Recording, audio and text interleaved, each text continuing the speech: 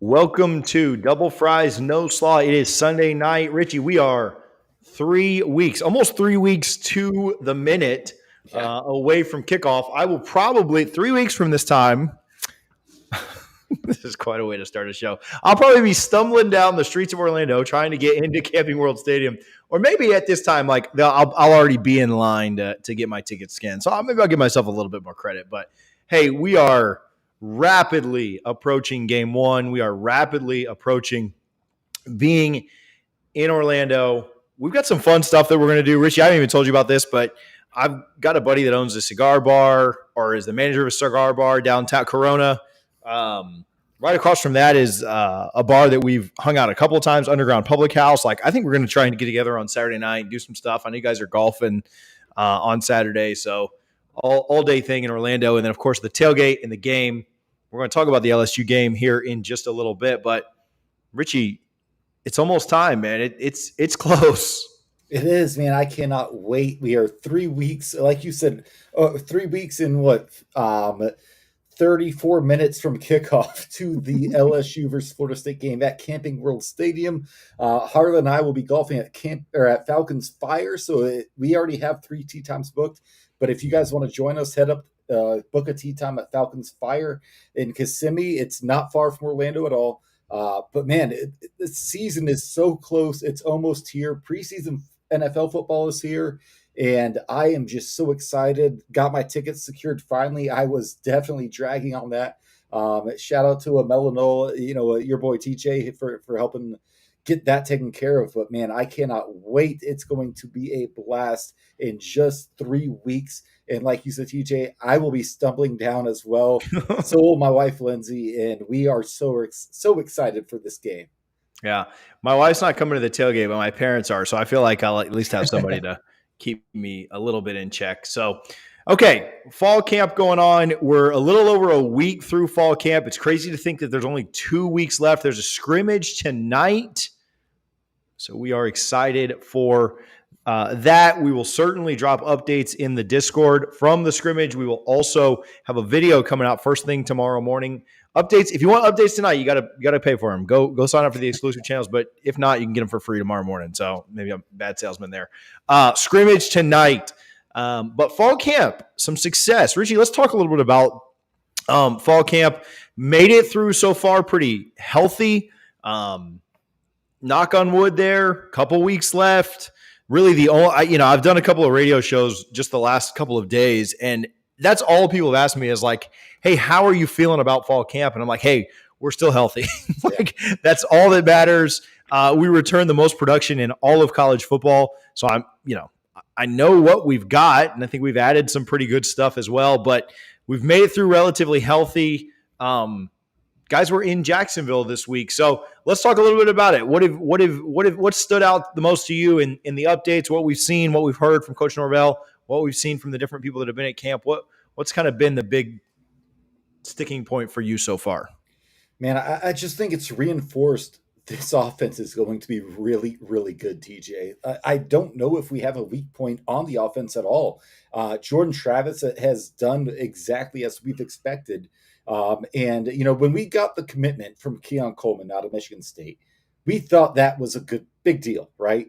And from what we're hearing, that might be an even bigger deal than we ever imagined. It sounds like he might be wide receiver 1. And when you got a guy like Johnny Wilson on the other side of the field, it's a huge deal because, my goodness, if Keon Coleman is what we're hearing that he is in fall camp so far, especially in these practices in Jacksonville with full pads, man, that's a huge deal. I cannot wait to see what this offense looks like. But, man, Keon Coleman is a name that I keep seeing popping up and popping up and popping up that could really make a huge difference in this offense. And, again, Johnny Wilson, we know what he is. We saw last year.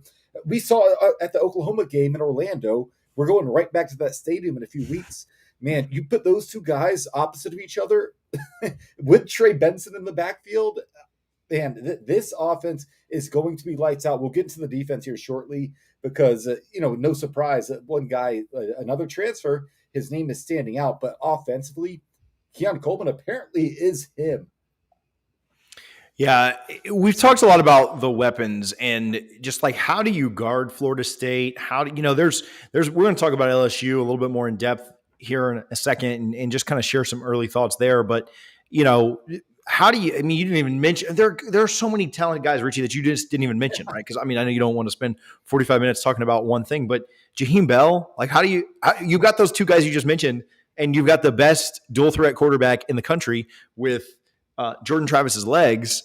And then you also have to account for Jaheim Bell and 6'7" Kyle Morlock and 5-star Hakeem Williams and the myth Destin Hill. And, it is truly ridiculous. Toa Philly out of the backfield. I mean, Toa Philly's made some of the most impressive receiving plays for a running back that we've seen in years. Like you think about just some of the ridiculous stuff he did, like the Clemson game a couple of years ago and staying on his feet and just the Miami catch that he had this year. And, guys like Ja'Kai Douglas and Kentron. And it is really just ridiculous how deep they are at out of the skill positions. And then, you think about what the offensive line finally we think is going to look like. I mean, they were good last year. Don't get me wrong. But I think they got better at the offensive line position too. I know that Gibbons moved on. I know that Jazz moved on, but I think they've upgraded with some transfers, some guys getting older, bigger, faster, stronger. And so, man, it's hard to not sound like such a homer when you're talking about this offense.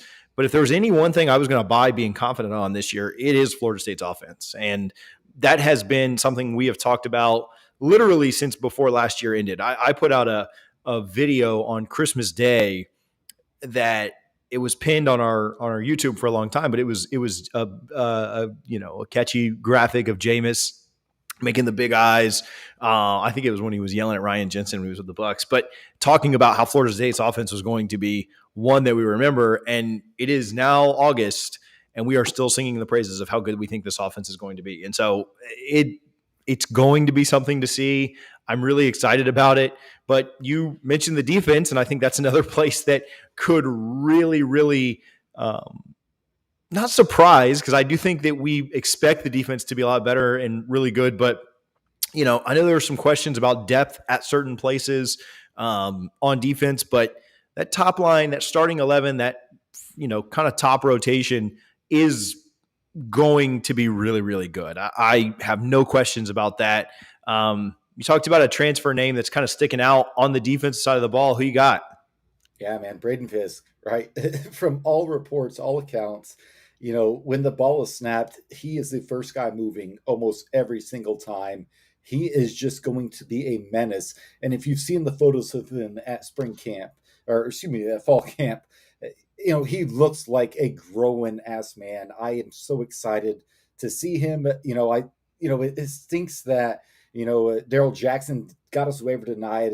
They're going to appeal it, but it doesn't sound like he's going to play this year, unfortunately. And that hurts depth a little bit.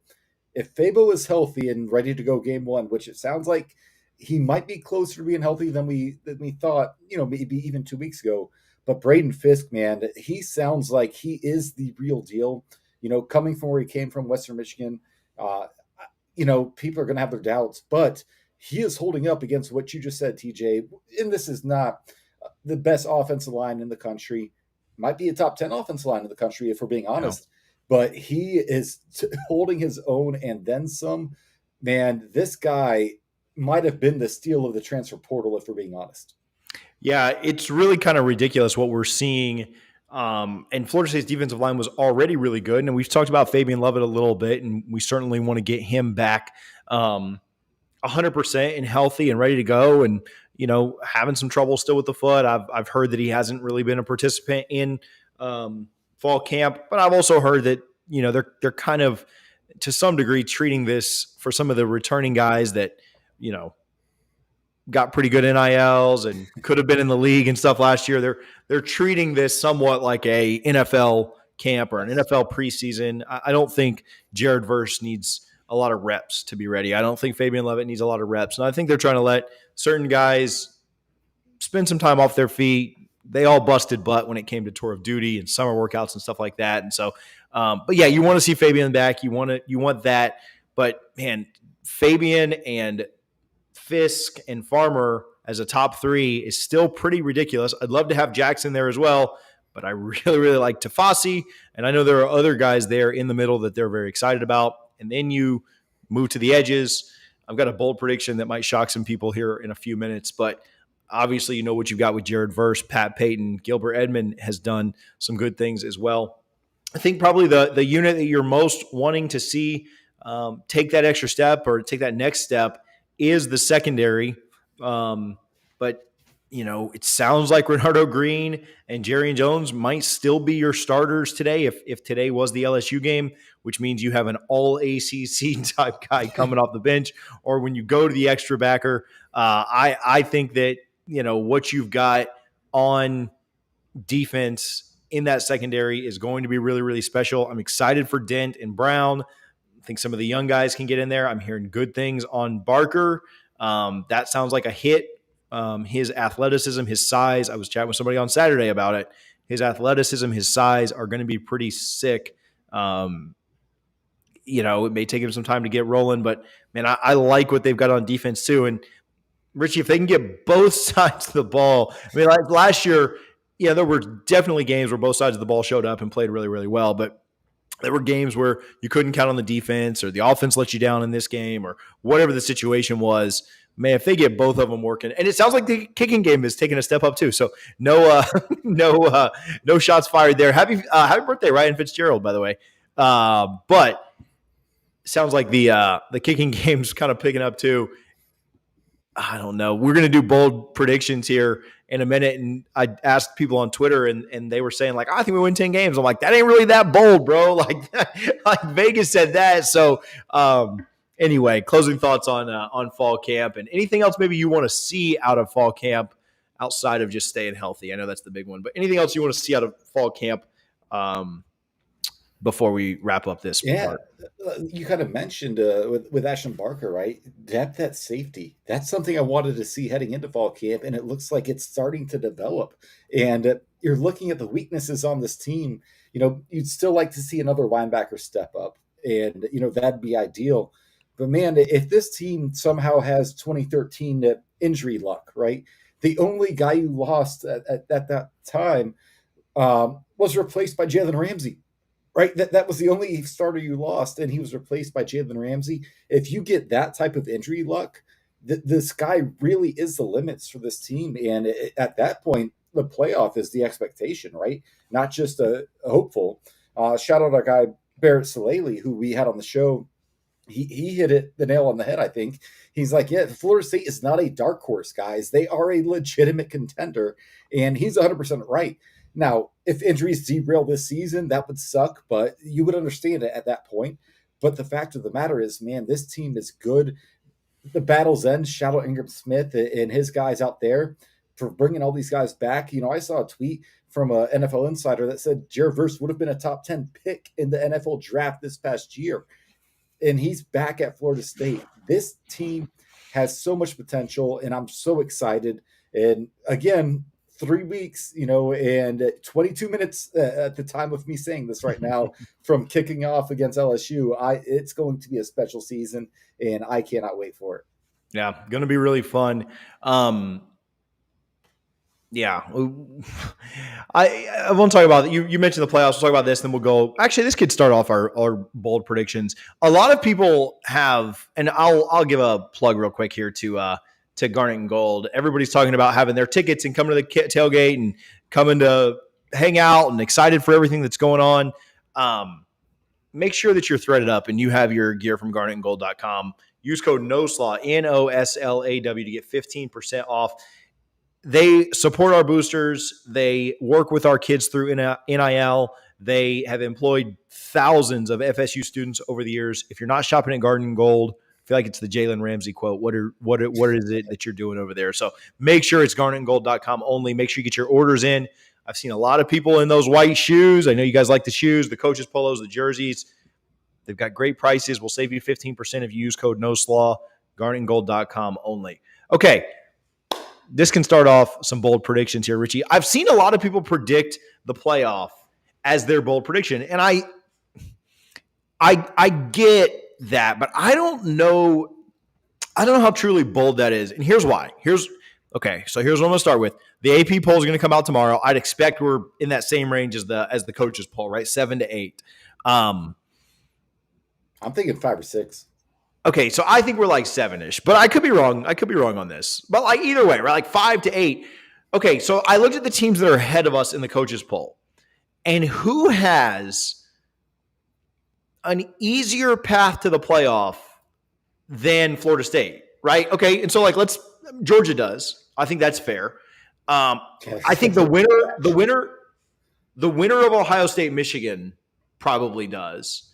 But then does USC have an easier path to the playoff than Florida State? I don't think so. We're going to be an underdog in 2 games, and it's going to be like 3 points each time. So, like, I think we have a little bit easier path. And that's not to say that we're definitely – Penn State is ahead of us. They don't have an easier path. There's no chance of that. LSU doesn't have an easier path. I know we play them, and they're ahead of us. Clemson's behind us, so, like, they don't count. I mean, that's kind of equal to me. Actually, I think Clemson's schedule might be a little bit – well, we play LSU, so maybe we're slightly tougher. But I think we have an easier road to the playoff than, again, everyone but the Big Ten champion and Georgia.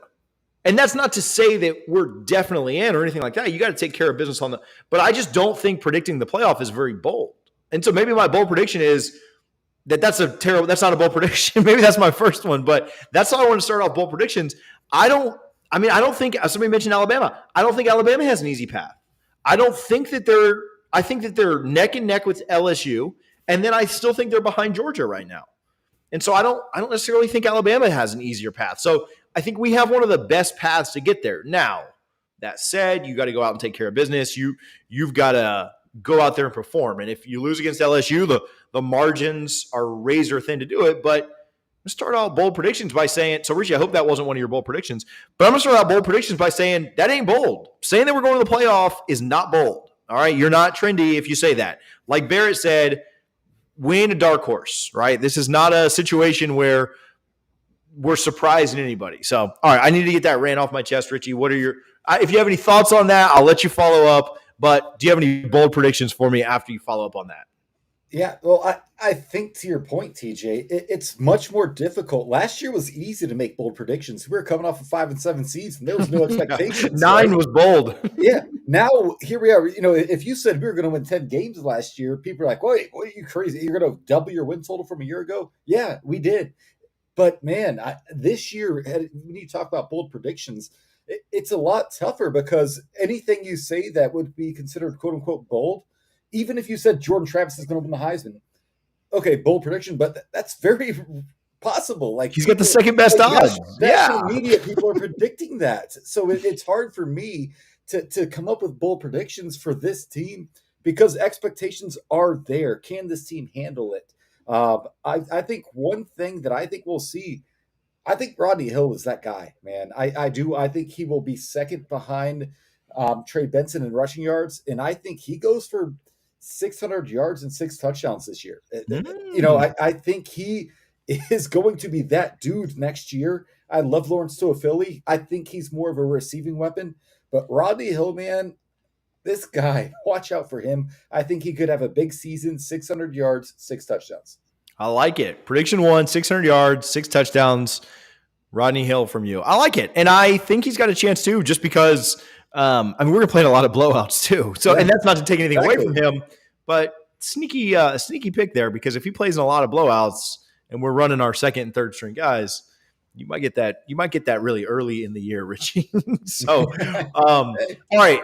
Number 1 for me, I've got Keon Coleman leading the team in receiving yards. I think Johnny might still get touchdowns. I think that he's such a red zone threat that you could, and I saw a question on scrimmage updates. Scrimmage is like going on now, I believe. So I don't have any updates live as it's happening later on. Make sure you're subscribed.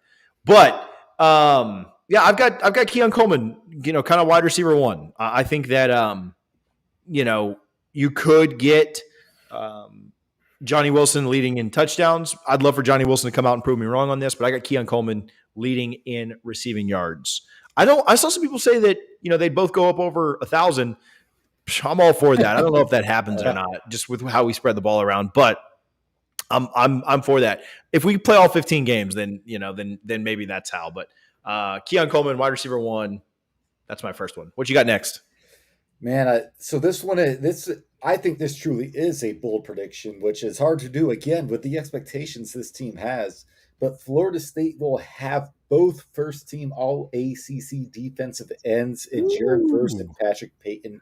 Patrick Payton was the newcomer of the year for the ACC last year. And if he takes that next step, which Jared Verse is going to demand a lot of attention, that's going to free up a lot of Patrick Payton. And we already talked about the defensive tackle position. No. TJ, this defensive line is going to be a problem. And if Patrick Payton has improved the way from year 1 to year 2 that we think he has, I think Florida State might very well have the first team All ACC defensive ends, Jared versus Patrick Payton. Bold prediction number 2. Okay, I'm moving my number 3 up to number 2 so I can piggyback off of yours. I've got Florida State with 3 defensive linemen drafted in the first 2 rounds next year. So my bold prediction is going into April, right? We're gonna usually we revisit this like in January, but mine I'm extending it out. I got 3. Somebody said your Rodney Hill one isn't bold at all. I've got 3 defensive linemen in the first 2 rounds: Braden, Jared. I think Pat Payton plays himself into being an NFL draft pick early. I do think there's a chance that he could get a lot of hype, and then we could give him Jared versus bag from this year and get him to come back for one more year to be like that top 10 pick. But I could also see himself playing his way into the late first round, early second round. And I think depending on the success of the team, he could end up going too. I got Fisk. Well, I'm not saying who exactly, but yeah, Fisk, Verse, and Payton, top 3 rounds or top 2 rounds next year. What's your third and final one, Richie?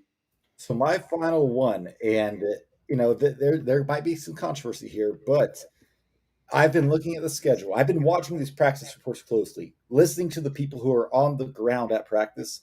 Florida State enters the month of October 4-0. Ooh, got us winning both. Yes, and just a week or 2 weeks ago, I probably would have said 3-1 was most likely, 2-2 with a very real possibility. But as of today, I'm thinking 4-0, and I'm standing on that like Ingram is standing on business. I like it. I saw Ingram yesterday. Hey, shout out to Tampa Knowles. I went to their block party yesterday and picked up this sweet shirt. Rich, we got to get you back out there next year. It was a fun time, always a great time. We'll do an event out there next year like we did last year. But good stuff there. Shout out their president, Mike. He'll be at the tailgate. If you're in Tampa and you missed yesterday, it is phenomenal. You guys got to go to the Tampa Knowles event. How are we 25 minutes into this, Harlan, and nobody has taken that today's leader spot up on the board, man? It's nuts. You guys are sitting on your wall. It's the middle of the month. I get it. You guys are spending money on that LSU game. I broke after that. Don't tell me about that. All right. My third one, so another one that I saw a lot of people say, a lot of people talk about this, talked about potentially Jordan Travis working his way into the first round. I actually do think that's possible. But it's not going to be where I'm at. Here's mine. Florida State is incredibly serious about football, and they pony up. And this is an off the wall one. Again, you got to go off the wall. Nothing else is really that bold. But Alex Atkins remains our offensive coordinator for the 2024 season. That's my bold prediction, and I believe it. I think that he's going to get some insane looks. The only caveat to that is if we win the national championship. If we win the national championship, he's out. But I think as much as I want to keep Alex, I'll take that trade. I'll take that trade, man. We haven't won one in 10 years. But I've got Alex Atkins returning in 2024 to be our offensive coordinator. Florida State ponies up and makes him incredibly well paid. And I think that's probably his last year in Tallahassee. But I think we hold on to him for one more year. Yeah, that's where I don't know. Off the wall. But again, what am I going to say? Jordan Travis throws for 4,000. Of course, he's going to do that. So, nothing else is really that bold. So, give me Alex Atkins coming back in 2024. That is bold. But I agree with you. If he leaves, it's not going to be for money. it's going to be because a Power Five school gave him a head coaching opportunity. I don't see him going to a Group of Five school for a head coaching job. I truly think an SEC school or even a Big Ten school is going to say, hey, we need that guy because Florida State's going to average 40 plus a game this year. And, everyone knows Mike Norvell's the architect of the offense, but Alex Atkins plays a huge role in that during the week in the game planning. And he is worth every single penny Florida State offers him. So if he does come back, I agree with you, TJ. It won't be because of money, but because we're going to pay him whatever it takes. Even he could be a $2 million coordinator. But I'm with it. But if another school in the Power Five, or let's call it the Power Two, because we're about to talk about realignment, if the Power Two school offers him, $5 million to be a head coach, hey, Coach Atkins, love you. Go get yours, man. At that point, go do you. Well, you saw guys like Venables and other guys, and there were other factors that played into that, but you saw guys at Clemson turn down more money and because they were waiting for the right job. And so kind of what goes into that is I have had some conversations with some people. I do believe that Coach Atkins is not going to just bolt for any one thing. I think he will wait on the right job. And Brent Venables, by doing that, now has one of the best jobs in college football, right? As opposed to just kind of running out to coach some team and work your way up. Definitely getting fired like Jeff Scott. Right. So that's kind of what I think. So we'll see. Nathaniel, that's a good way to end that segment. Fire up the war chant and plant the spear. Nose wind. Woo! You're even bolder than I am. Undefeated national champs Travis wins the Heisman by a landslide. Verse gets an invite as well. That would be insane. And Atkins sticks with Norvell as long as Mickey Andrews did with Bowden. Yeah, we're winning multiple titles if that happened. I'm just going to tell you because we're going to have the best offensive line in the country for several years. So I like it. Nathaniel, thank you for the love. You're today's leader. You get our top spot. Shout out to Nathaniel for the love. Okay, thegramco.com. I'll give them a little love as well, and then we will move on to talk a little conference realignment. We're going to have some scrimmage updates, some news and notes for you guys later tonight in the Discord, and then tomorrow morning we'll put a video out on the scrimmage. Thegramco.com. You can use code TJ25 to get 25% off. Listen, they have the Delta 8 gummies that you guys know about, but now they have the Delta 9 that you guys need to go check out. It's an upgraded, it's the real stuff, right? It's not the, I don't want to call it Delta 8 fake, but it's the real stuff. All right. If you don't know what that means, then probably start with the Delta 8. But go check them out, thegramco.com, TJ25. Appreciate them for their support. Got some exciting stuff coming with them, and they'll be out at the tailgate for sure. Okay, Richie, conference realignment. We're 2 days away from the deadline that we have talked about, this August 15th deadline. And I think, okay, here's my gut. I don't know what your thought is on this, but not to get anybody upset, but my gut is that we play 2 more years in the ACC and then that's it, right? I don't think anything is announced in the next day or two. I'd love to be wrong on that. I think we've covered conference realignment. Honestly, like I don't think Richie and I are the best. I said this the other day. I don't think Richie and I are the best hosts. I don't think we have the best insight. I don't think we have the best sources, or we're not going to tell you ever. But like we've covered conference realignment better than anybody out there. I think really in any fan base. That's the one thing I will like toot our horn on and pat ourselves on the back. Like we have been on top of that. And you know, we've done more content. I've finally had to start turning away some interviews, like talking about it. I'm like, look, just go watch the video. I got to go spend time with my kids. But yeah, we've done a good job with conference realignment. So all that said, I'm not trying to lose you guys here, but I don't think we're announcing before the 15th. I think we're in the ACC this year and next year, and then 2025, I think we're out. I'd love to be wrong on that. I've had some people tell me that they think the exact opposite, and they're people that I trust. And so I'd love for them to be right instead of me. But Richie, do you have a strong lean there? What are your thoughts? Yes, I think Florida State announces they are leaving the ACC by August 15th, 2024. It's not going to be this year. I think we talked offline the other day, TJ. I think if Florida State was going to do it, it would have been Friday. That would have made the most sense. you made a great point that the second they announce their intention to leave, they lose their vote. So it's smart for Florida State to not announce it until they absolutely know.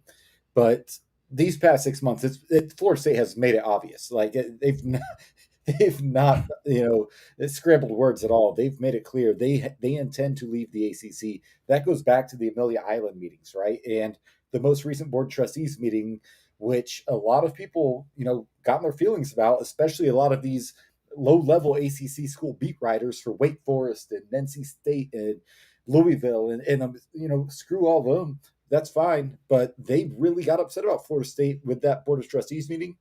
Florida State accepted the role of the villain, and now they are, I think, going to ride it for another year.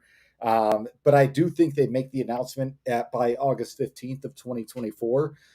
I would love, love, love for them to just announce it, either Monday when a lot of folks are listening to this, or Tuesday.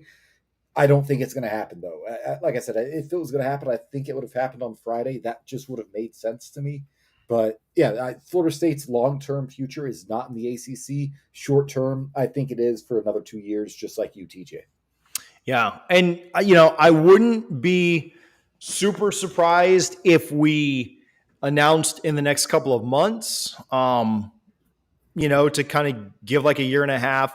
I've heard some good arguments both ways. I think that, you've got some big time stuff happening in 2024, from stadium renovations to a home game with Notre Dame that I think you would not have that home game with Notre Dame anymore, because that's part of the ACC schedule. What I've been told is that the Ireland trip would become a non-conference game.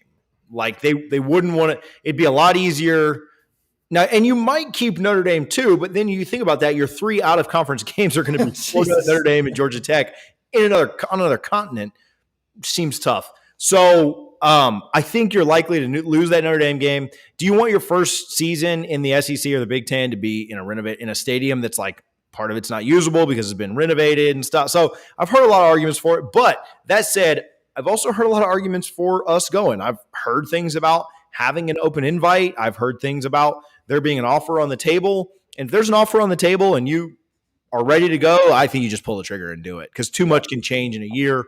Too much can happen. And I think you risk it now and go. So I'd love to be wrong there. I'd love for us to announce it. I would say I'm like 65-35 that we don't announce. So like I'm not like 99-1 or anything. I'm probably 65, call it 2/3 we don't announce, 1/3 we do. So I don't know. It's still not terrible odds, I guess, but I think that it's probably pretty unlikely. Question about Notre Dame getting a vote while they're independent.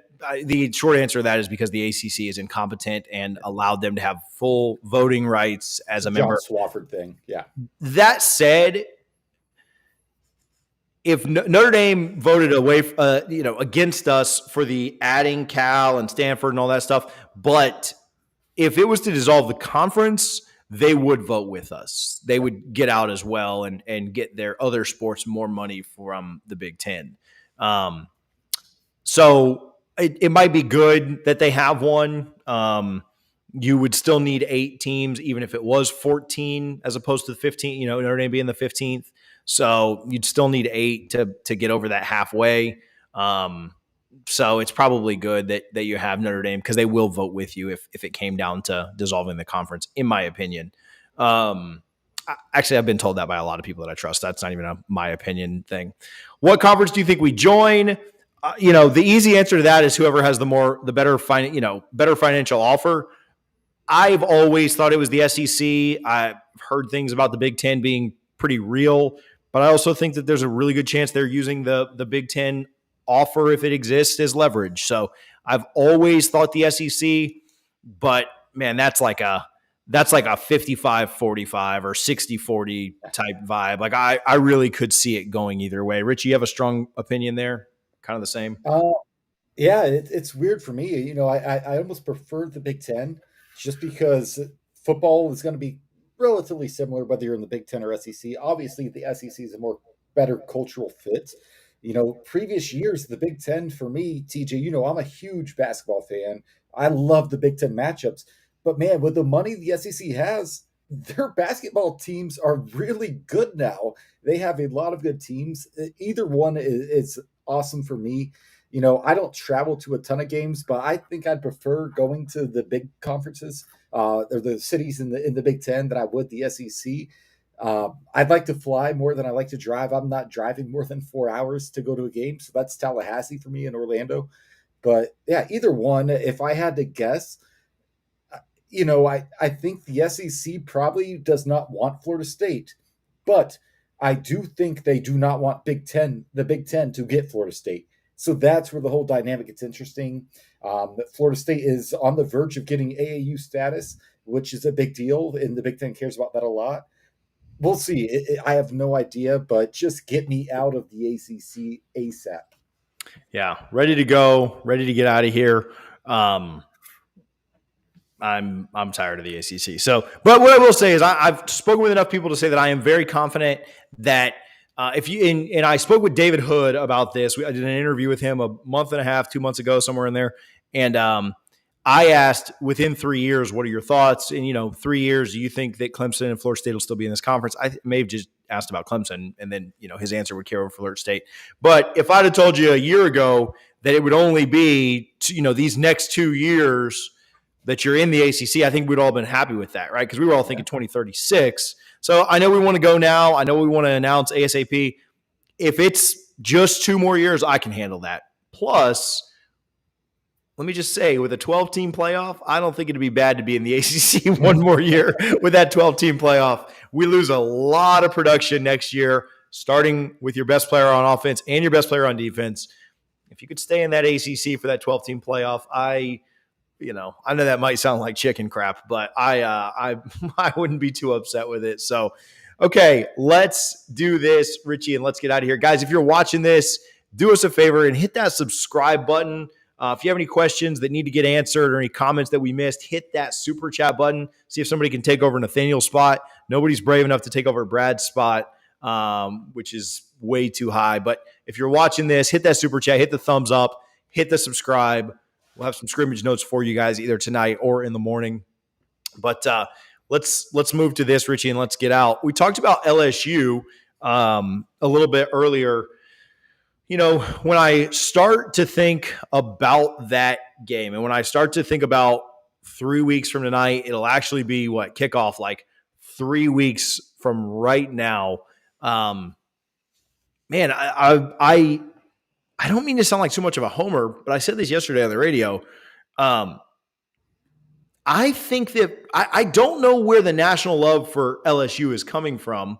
I think a lot of it comes from them beating Alabama in the middle of the year, but the way that they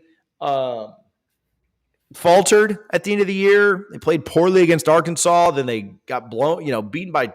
They were a 2-score favorite and got beat by A&M by 2 scores. I mean, like literally a 4-score swap there. Got demolished in the SEC championship against Georgia, and I know Georgia is Georgia, but I just think that Florida State is a little bit better than LSU at a lot of positions. I think most importantly, they're better at quarterback. I think the offensive line is better for Florida State. I think Florida State's got a better rushing attack, and I think their weapons are better. I think their wide receiver is better.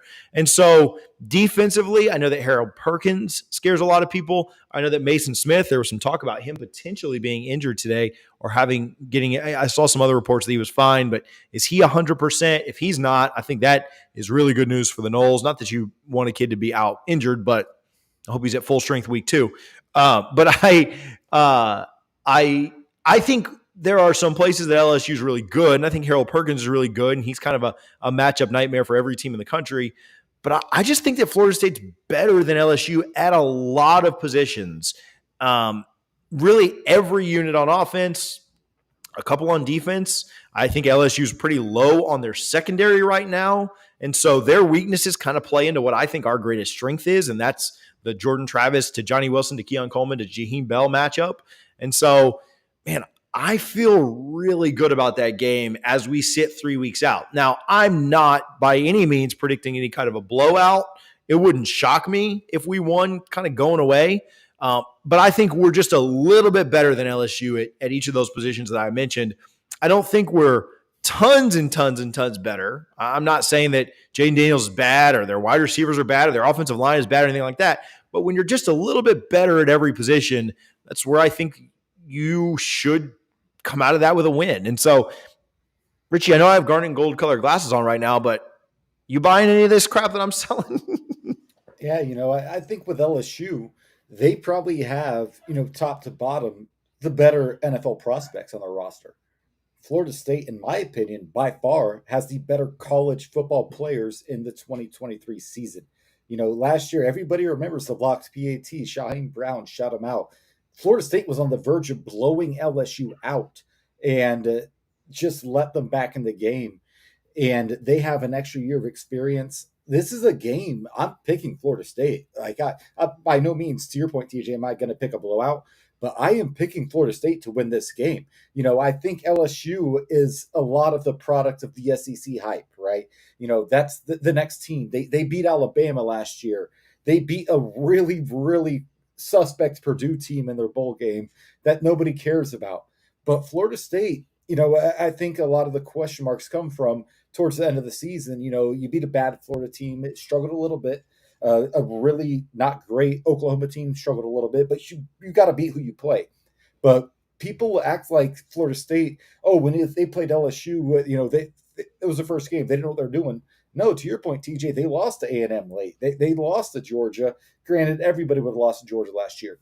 But I think Florida State is, from a college football player in 2023 standpoint, one of the top 5 teams in the country. And LSU's up there, but they may have more guys that work out in the NFL, and that's awesome. Good for them. But when it comes to Camping World Stadium on September 3rd, Sunday at 7:30 p.m., no, I think it's Florida State, and I expect to win that game. Yeah, I feel good about it. Now, LSU's a really good team. And so I can't wait for the LSU fans to find this later on and fill the comments. I'm certainly not saying that Florida State goes in there and wins by 30, but I think Florida State should win the game. I think they should be better. I think you're playing closer to home. I think you've got the better coach. Sorry, BK, but I just think that's true. I think he's a better game day coach anyway. You say whatever you want about wherever, but I like that matchup. And I think the Noles find a way to get it done. I think they've also I actually think it's good though that all of the hype is coming in on LSU just because the fans have had to hear, or I'm sorry, the fans have, but the players have had to hear that. And last year was just because we talked about this. We did a whole video on it, Richie, but you only beat them because it was game 1. Do you remember what Florida State was before last year? I mean, Florida State was supposed to win 6-7 games. Florida State's over-under last year was 6.5 wins. They were supposed to be fighting for a bowl. We weren't talking – there's a revisionist history. There's a new narrative. But, Florida State wasn't they were, but they weren't expected to be a good team going into last year. And they were coming off a 5-win season and the most embarrassing loss in program history. And then the most embarrassing recruiting signing day flip of all time. Florida State was not in a good spot going into that LSU game. And so there's a revisionist history that says, you only won that game because it was LSU's first game, when the reality is Florida State wasn't in a good spot going into that game either. Now, their standing improved tremendously by winning that game. But I don't think that the idea that LSU just wasn't, that was game 1 means anything. LSU came out and scored 40 points the next several weeks. So you're telling me that they didn't have it together for week 1, but then all of a sudden week 2, they just figured everything out. And they were on fire since then. So I don't know that I buy it. I got the Noles winning that game. One matchup I do think is very, very important is the Harold Perkins one, and I think he's the X factor for them. What is interesting to me is that if you're planning on spying, and I don't mean to give LSU's coaching staff any kind of hints here or whatever, but I guess I'm about to. If you're planning on spying Jordan Travis with Harold Perkins, we've seen a lot of talk about that, and we'll ask Blake Ruffino when we get him on, when we preview that game. But if you're planning on doing that, I think that's really going to leave things wide open for Jaheim Bell. And I think Harold Perkins is probably the best way to potentially take Jaheim Bell, or limit him, right? And so if you've got Perkins being a spy on Travis and Jaheim Bell is able to kind of work the middle of the field, and then you've got the 2 massive towers of Johnny Wilson and Keon Coleman, I think that LSU is going to struggle defensively, and I think that once we start going to Jaheim Bell, I think they'll have to come out of that spy. And that's what I think Jordan and Benson and the ground game that Florida State wants to employ is going to take its toll on LSU's defense. Again, I like Florida State's offense against their defense.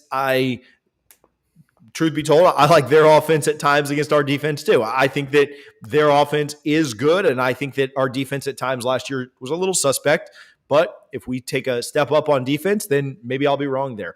I love – somebody just mentioned it. Literally was going to say, if Deloach is spying Daniels on the other side, the better secondary wins. I love the idea of Kalen Deloach. I think his instincts Kalen Deloach spying Daniels, I think his instincts are phenomenal. I think the way that he moves and reacts and is just truly, truly special in that role is something that I would look forward to. It's definitely something I would employ if I'm Florida State. And then again, I think pass rush can kind of do everything. That pressure up the middle from guys like Fabo, Fisk, Farmer.